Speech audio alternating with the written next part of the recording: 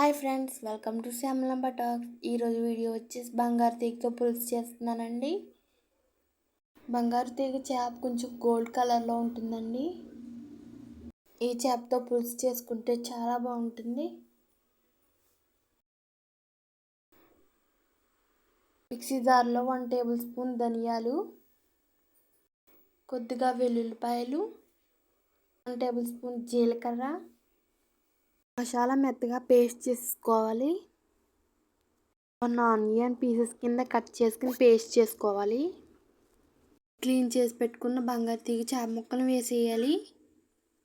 చేప ముక్కల్లో masala paste, onion paste వేసేయాలి. కట్ చేసిన 7 బెండకాయలు వేయాలి.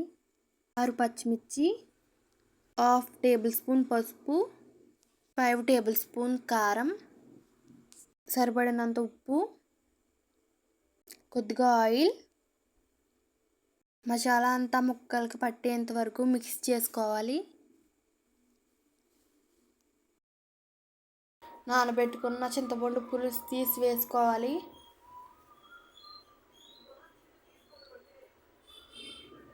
కొద్దిగా కరివేపాకు వేయాలి. 2 మినిట్స్ కుక్ అవుతే సరిపోతుంది. కుక్ అయిన తర్వాత కొత్తిమీర వేయాలి.